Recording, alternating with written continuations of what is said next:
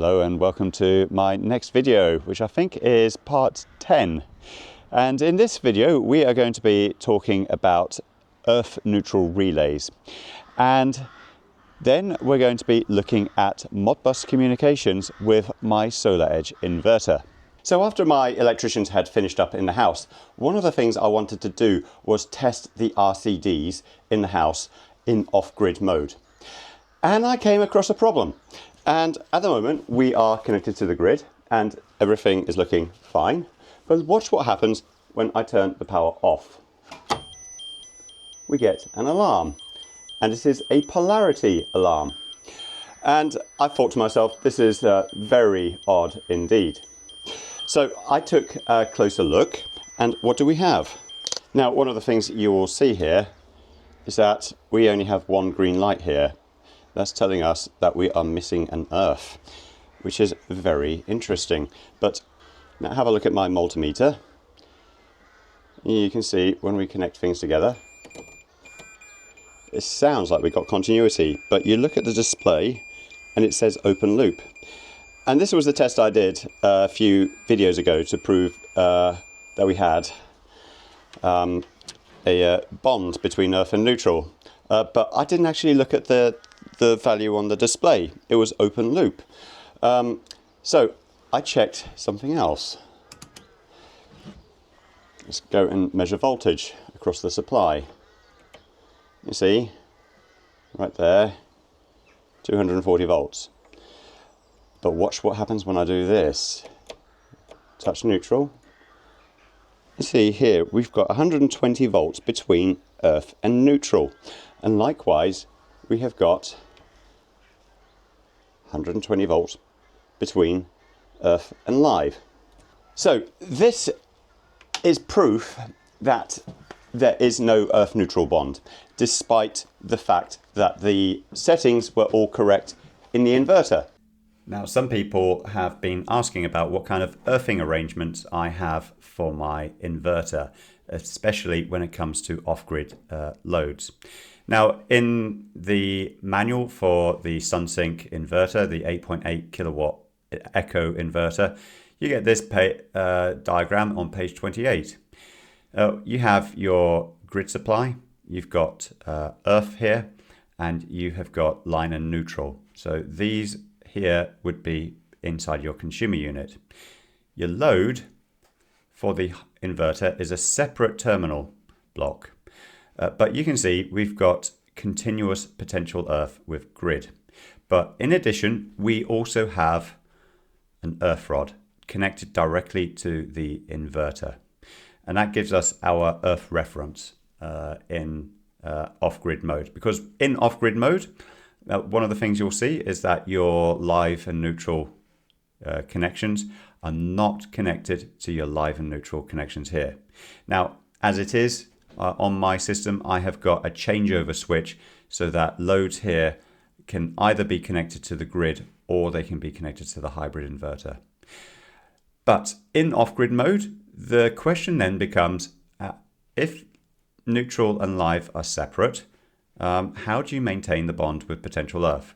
Because the bond with potential earth here happens on the grid supply. And what we have in the UK, in housing estates, especially underground supplies, it's called a TNCS supply.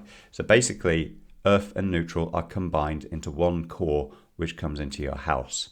So that's where your earth neutral bonding happens. You've also got TNS supplies, and your earth neutral bond will happen at the DNO transformer.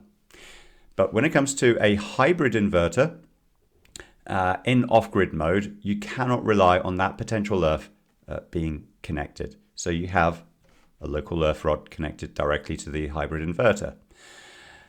And in off-grid mode, you need to have an earth neutral bond at the inverter.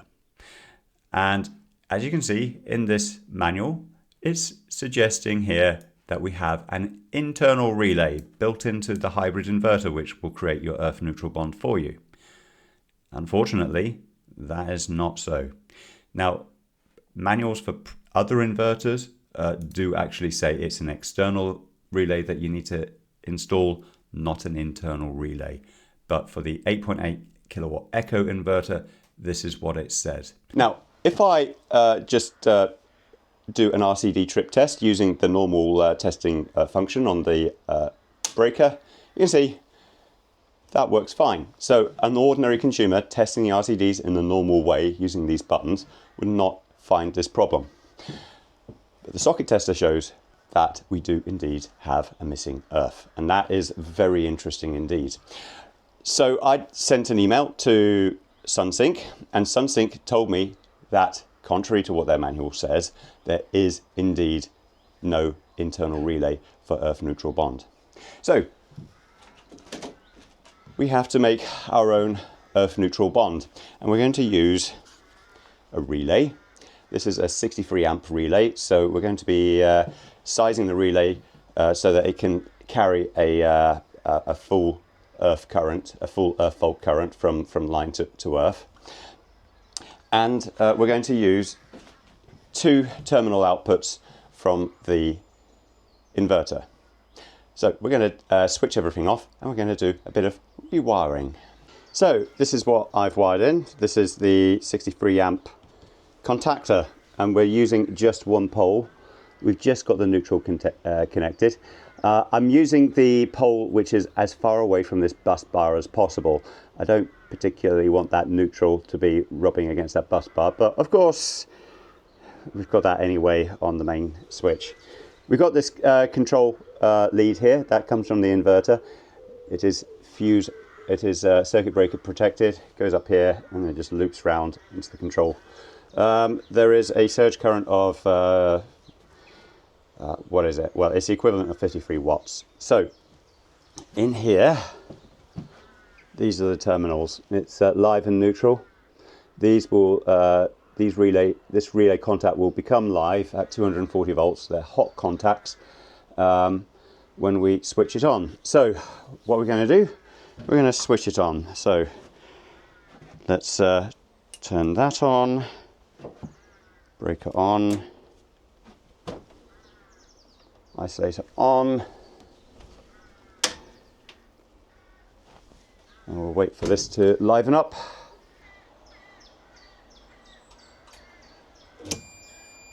Excellent, so that is on.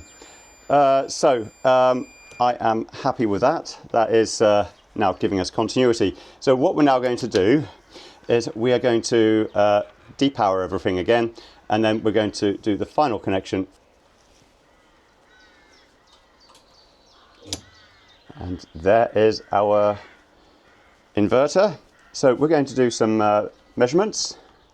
So first of all, we are going to start looking at resistance between line and neutral.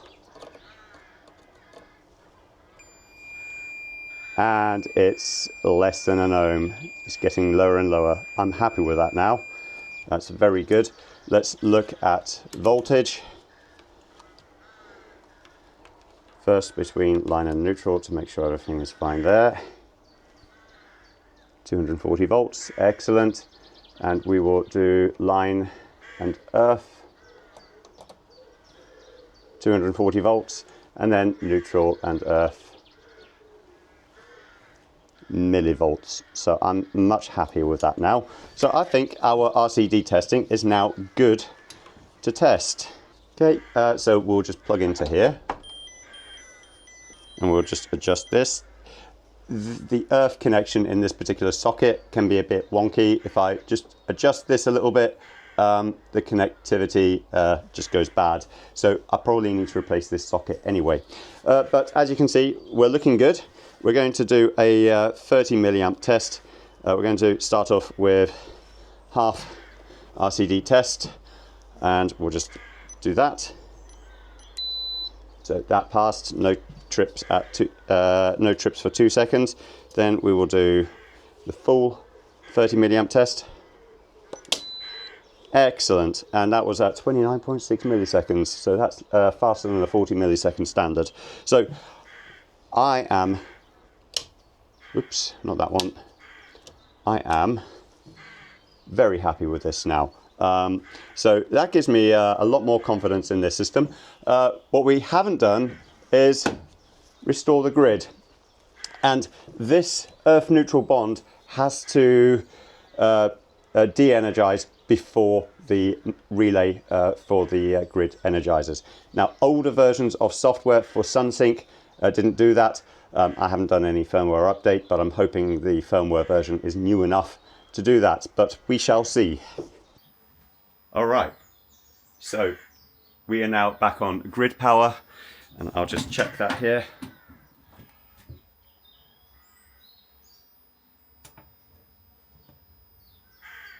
Yeah, we are pulling some power from the grid, about 140 watts.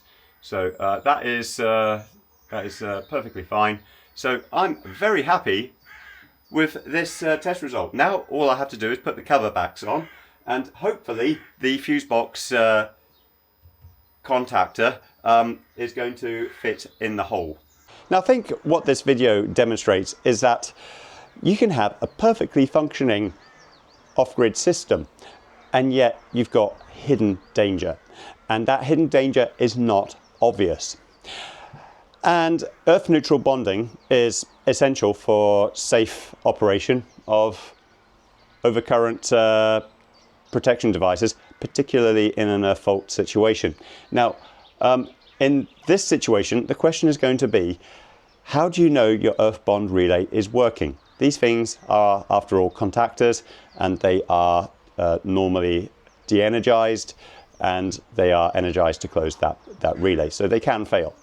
And you need to know whether that earth bond relay is visible or not. So getting a socket tester like this and putting it in a visible location will tell you whether you have got a missing earth or not. And if you've got missing earth, it basically means that you've got no reference point between your neutral and your earth. Now in this particular example, I can just jiggle it a little bit. There you go, and you can see I've lost continuity with earth. So that's a socket specific problem, but these things are useful. In my opinion, in the long term, what I want to have is an audible alarm when you have got a deviating voltage between earth and neutral. And I'd want to put that in my consumer unit in the house. Let's say, for example, the voltage exceeds 20 volts between earth and neutral, then that creates a buzzer, and if you can reset that buzzer, that would be great. It doesn't have to be in the consumer unit, of course. You can always have it in any of these socket outlets. But some kind of audible warning would be very useful for off-grid people to know that there is a problem with the system in terms of earth neutral bonding. So now the next part of the video is going to be something which I specialize in, and that's automation. So we're going to be hooking up a Raspberry Pi to this thing, and we're going to try and get some data out of this Sunsynk inverter. So I now have my Raspberry Pi hooked up via this USB distribution hub to this USB to RS485 adapter, and let's follow this up because this is quite interesting. It goes into our port here. Now this port is very interesting. It is a combined CAN bus and RS485 port. Now my original design was to use an Ethernet splitter until I realized that it didn't work. So as you can see here, I have spliced two Ethernet cables together. Now the striped orange and orange are the RS485 connections which go to the Raspberry Pi. That's on pins 1 and 2, and we've got ground on pin 3, which we're not using. But then on pins 4 and 5, that is your CAN bus. And really important to check that your CAN bus is working correctly. Do not use the state of charge here, because that is just determined by the inverter without RS485 communications. I think it just derives that from the voltage. Go to settings and then go to lithium-ion BMS. Now, if you can see a valid temperature reading, in this case 12.3 degrees Celsius, and you go here, you can see it's 12.3 degrees Celsius. that's how you determine that CAN bus communications are working. Now, if it says minus 100, then you know your CAN bus communications are not correct. So that's that. And I have done some very rudimentary tests in terms of Modbus. So I've queried a register and I've got an integer value coming back. So now it's time to go to the computer, which is where my expertise really shines. So here we have got communications with my Raspberry Pi. I'm logged into my Raspberry Pi in the shed using VNC. And you can see I've got a Python program, and it is running this program to read Modbus addresses. And as you can see, we have got battery power here, and we have got grid power, which is showing up here. This all comes from this Modbus protocol here. And in here, we have got some very interesting values, which we can both read and write. So if we scroll down to about here, these are your system modes right here. So you can define the time of day. You can define what the maximum discharge rate for your battery shall be and what your state of charge for your battery shall be, and whether you shall be selling your battery for export first, or whether you should just simply be supplying house modes. All of those things can be changed, and this is where things become very powerful indeed.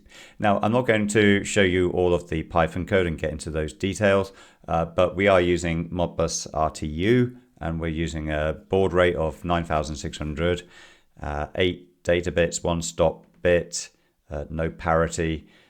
Fairly standard stuff for a Modbus RTU protocol.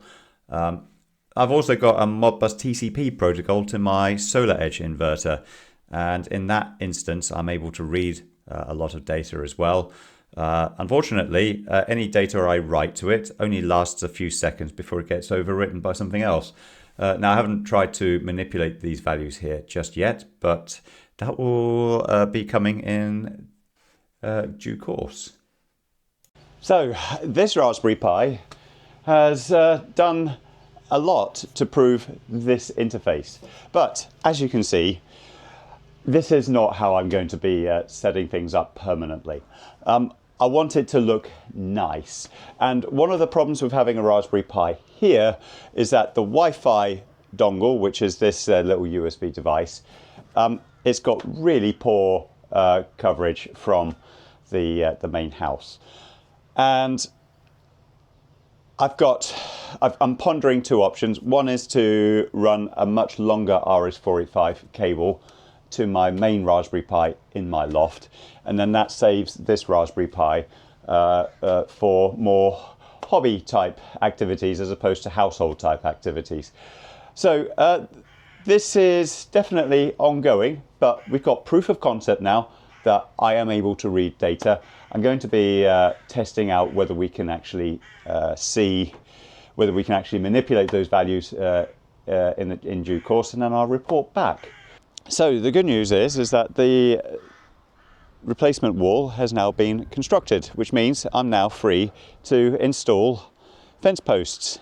And I've been looking online on YouTube videos on how to dig fence post holes, and I've come to the conclusion that that's far too much work for me. So I need to find a fencing contractor before that happens. So that's going to be another video, part 11 no doubt. In the meantime, I'd like to thank you all for watching, and I'll talk to you again very soon.